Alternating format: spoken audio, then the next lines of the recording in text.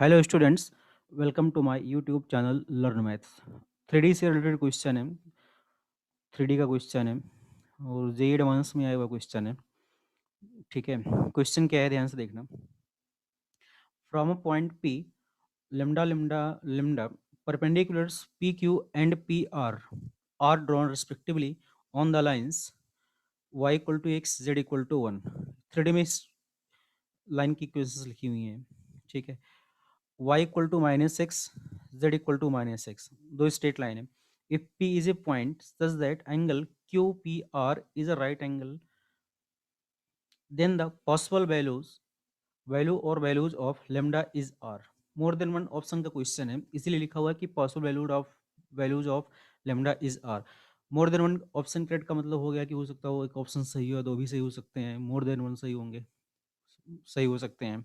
ठीक है, अब जिन लोगों ने क्वेश्चन अब तक सॉल्व नहीं किया है, ठीक है, सबसे पहले इस क्वेश्चन को सॉल्व करना। अगर चैनल को अब तक सब्सक्राइब नहीं किया होगा तो चैनल को सब्सक्राइब करना। अगर लगता हो किसी स्टूडेंट के लिए ये वीडियो हेल्पफुल हो सकता है तो उस स्टूडेंट तक शेयर करना। अब क्वेश्चन सॉल्व करना स्टार्ट कर रहे हैं। एलिमेंट्री से कुछ फंडामेंटल क्वेश्चन है। ठीक है, एलिमेंट्री क्वेश्चन है, इसमें कुछ आपको बातें दिमाग में रखनी है थोड़ी सी। सबसे पहले जिन दोनों लाइनों की बात की जा रही है, हम उनकी एक रफ डायग्राम बनाते हैं। ठीक है, क्वेश्चन को समझने के लिए एक रफ डायग्राम बनाते हैं। एक लाइन है आपकी y equal to x, z equal to 1, और एक लाइन है आपकी y equal to minus x, z equal to minus 1। इस टाइप में लाइन आपकी लिखी हुई है। ठीक है, 3D में डायग्राम है तो कोई दिक्कत है नहीं। ठीक है, डायग्राम बना रहा हूँ, एक सेकेंड। एक लाइन है आपकी सपोज दैट ऐसे, ठीक, और दूसरी लाइन है सपोज दैट आपकी ऐसे एक लाइन है। ठीक है, इसके बाद एक पॉइंट पी है। एक लाइन थोड़ा ऐसे बना दे रहा हूँ जिससे नहीं तो आपको कहीं विजुलाइज हो रहा होगा कुछ। 3D का डायग्राम है, अगर मान लो परपेंडिकुलर भी होंगे तो कोई दिक्कत नहीं है। इसके बाद पहले लाइंस में बना लेता हूँ। एक पॉइंट पी है आपका, ठीक है, उस पॉइंट से आप परपेंडिकुलर बना रहे हो दोनों लाइनों पर। एक परपेंडिकुलर मैंने ऐसे शो कर दिया, ठीक है, और एक परपेंडिकुलर को मैंने ऐसे शो कर दिया। क्लियर। अब स्टार्ट करते हैं क्वेश्चन सॉल्व करना। एक लाइन है आपकी y equal to x, suppose that ये लाइन है हमारी y equal to x, z equal to 1। Okay, और ये लाइन है आपकी y equal to minus x, z equal to minus 1। Obviously अगर आप इस लाइन के डी आर की बात करोगे, ठीक है, तो इस लाइन का जो डी आर होगा 1,1,0 होगा। ठीक है, अब ऑब्वियस दिख रहा है आपको कि y इक्वल टू एक्स लिखा हो तो x by one equal to y by one. Z minus one लिखा होगा तो जिसको z minus one upon zero लिख सकते हो। ठीक है, अच्छा अगर मान लो आप डायरेक्टली इस टाइप में विजुलाइज नहीं कर सकते हो तो एक बात बताओ, इस लाइन पर y and x coordinate equal होंगे। अब जैसे मान लो अगर हम इस लाइन की बात करते हैं, अगर x कोऑर्डिनेट सपोज कर लो 2 है तो y कोऑर्डिनेट भी 2 होगा, z कोऑर्डिनेट तो 1 है। अगर x इस लाइन पर सपोज दैट x कोऑर्डिनेट अगर 3 होगा तो y कोऑर्डिनेट 3 होगा। अच्छा, z कोऑर्डिनेट आपका कितना चल रहा होगा, जेड कोऑर्डिनेट तो 1 ही चल रहा होगा। ठीक है, अब अगर इनके आप डी आर की बात करते हो तो जैसे मान लो 3 - 2 1, 3 - 2 1, 1,1,0, 1,1,0 लिख दो या 2,2,0, क्योंकि डी आर जो होते हैं प्रोपोर्शनलिटी में चल रहे होते हैं, k,k,0। ठीक है, इसका मतलब यहाँ पर जो आपका इस लाइन का जो डी आर है सिंपली 1,1,0 हो रहा होगा। सिमिलरली इसी टाइप में आप लिख सकते हो कि जो सेकेंड लाइन है ना, इसका भी जो डी आर होगा वो 1,-1, आपका जीरो चल रहा होगा। ठीक है, कैसे सेकंड लाइन का डी आर मैंने 1,-1,0 लिख दिया। सपोज दैट यहाँ पर अगर एक्स कोऑर्डिनेट 2 है, इस जैसे मान लो जो सेकंड लाइन है आपकी, ठीक है, अगर एक्स कोऑर्डिनेट किसी पॉइंट पर 2 है तो वाई कोऑर्डिनेट -2 होगा, जेड कोऑर्डिनेट -1 चल रहा होगा। अगर एक्स कोऑर्डिनेट 3 होगा तो वाई कोऑर्डिनेट -3 होगा। ठीक है, और जेड कोऑर्डिनेट आपका -1 चल रहा होगा। अगर सब्ट्रैक्ट करोगे 3 - 2 1, -3 + 2 -1, तो 1,-1,0 हो रहा होगा।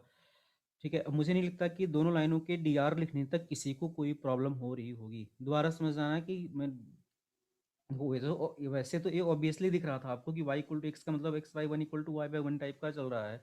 ठीक है, यहाँ भी चल रहा है कि x upon y by -1 equal to x by one, इस टाइप में यहाँ भी चल रहा है। और 1,-1,0 लिख सकते हो। आपका दूसरा अगर हम -1,1,0 लिख दें सेकेंड लाइन का तो वो भी से होगा, कोई दिक्कत नहीं है। मैंने क्या मेथड बताया कि आप हिट एंड ट्रायल से इस लाइन पर किन्हीं भी दो पॉइंट के कोऑर्डिनेट लिख लो। ठीक है, जैसे मान लो तो मैंने कहा एक्स कोऑर्डिनेट 2 होगा तो वाई कोऑर्डिनेट 2 होगा, जेड कोऑर्डिनेट 1 होगा, एक्स कोऑर्डिनेट 3 होगा तो वाई कोऑर्डिनेट 3 होगा, जेड कोऑर्डिनेट 1 होगा। तो डी आर कैसे लिखते हो, x two minus x one, y two minus y one, z two minus one, 110 या 1 - 1 0 तक किसी कोई दिक्कत नहीं होनी चाहिए, ठीक है। अब एक पॉइंट इसमें गिवन है पी, पी का क्वानिट लिखा हुआ है lambda comma lambda comma lambda लिखा हुआ है, ठीक। Perpendiculars P Q and P R, perpendiculars P Q and P R drawn respectively on the lines. यहाँ पर आप परपेंडिकुलर पी क्यू ड्रॉ कर रहे हो एंड यहाँ पर आप परपेंडिकुलर पी आर ड्रॉ कर रहे हो, ठीक है। P Q and P R drawn respectively on the lines. If angle Q P are suppose that आपका 90 डिग्री का एंगल बन रहा है, ठीक है। तो उस केस में हमें लेमडा की पॉसिबल वैल्यूज लिखनी है। अब कुछ नहीं है, क्वेश्चन आप डायग्राम में ही आप सॉल्व कर लो। कैसे, एक बात बताना, सपोज दैट इस लाइन पर अगर कोई पॉइंट आप लिखते हो ना, जैसे मान लो ये आपकी लाइन है, फर्स्ट लाइन की हम बात कर रहे हैं, ठीक है, x equal to y equal to z equal to one की। अब सपोज दैट क्यू का जो कोऑर्डिनेट है हमने अल्फा कॉमा वन लिख लिया, वाई एंड एक्स इक्वल है, जेड कोऑर्डिनेट कांस्टेंट वन चल रहा है, तो क्यू पॉइंट का कोऑर्डिनेट सपोज दैट मैंने अल्फा अल्फा वन लिख लिया है, ओके। अब एक बात मुझे बताना है, अगर मैं आपसे पूछूं मैं पी क्यू के डी आर लिखने हैं, ठीक है, तो direction ratios along P Q आप क्या लिखोगे, lambda minus alpha, lambda minus alpha, lambda minus one, x two minus x one, y two minus y one, z two minus z one लिखते हो।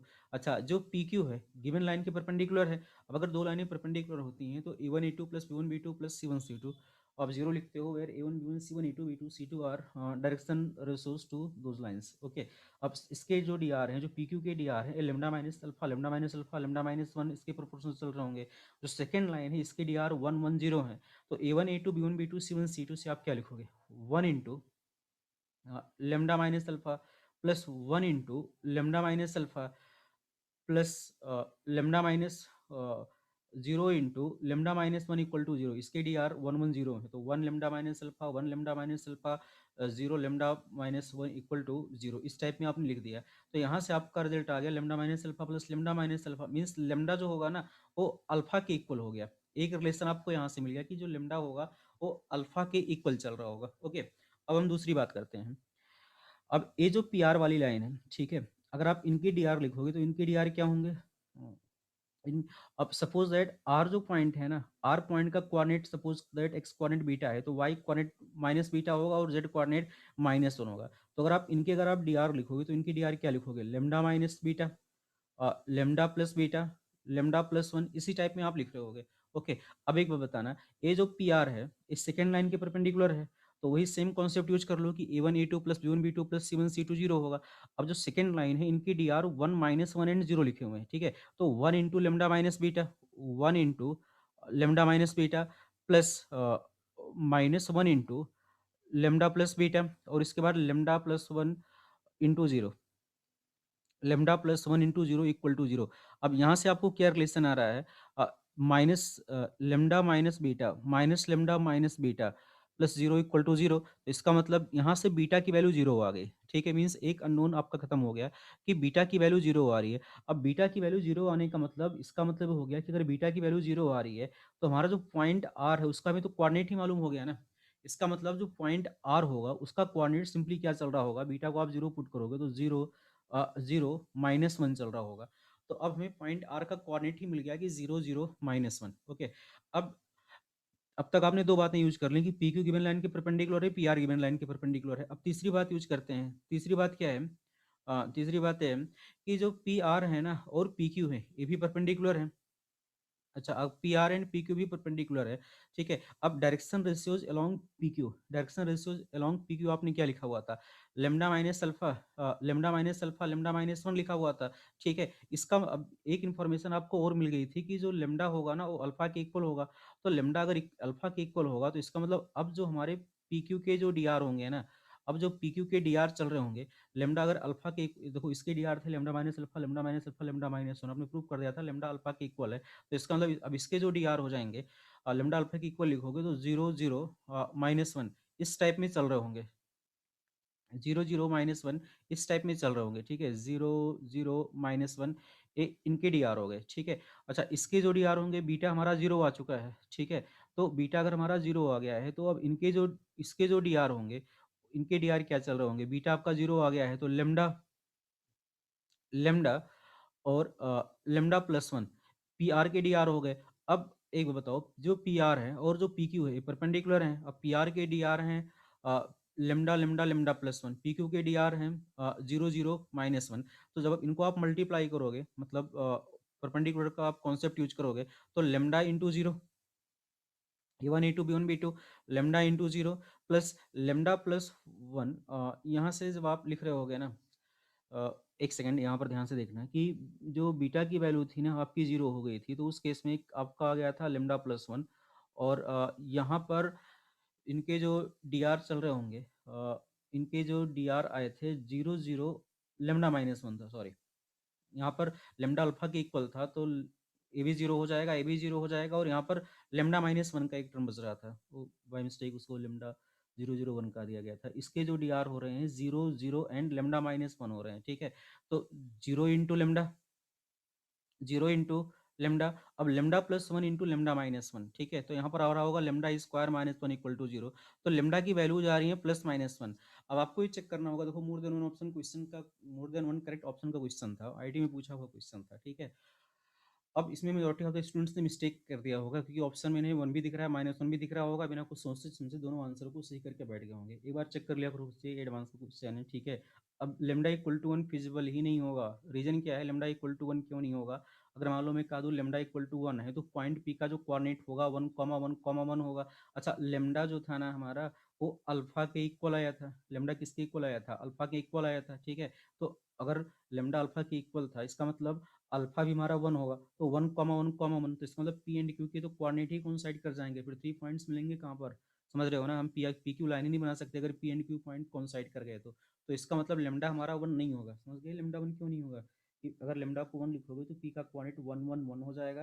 अच्छा, और लेमडा अल्फा के equal है, ठीक है, तो इसका मतलब क्यू का कोऑर्डिनेट भी 1 1 1 हो जाएगा। पी एंड क्यू के कोऑर्डिनेट तो सेम नहीं हो सकते ना, इसका मतलब lambda can not be one, lambda simply will be minus one, lambda minus one के इक्वल होगा। तो इसका जो ऑप्शन सी है ना, ऑप्शन सी करेक्ट होगा। एडवांस में पूछा गया था, अच्छा क्वेश्चन था, लास्ट में लास्ट पॉइंट पर भी मिस्टेक होने की पूरी गुंजाइश थी फाइनल आंसर लिखते समय, ठीक है। तो अब जिनका भी जो डाउट रहा होगा क्लियर हो गया होगा। Thank you.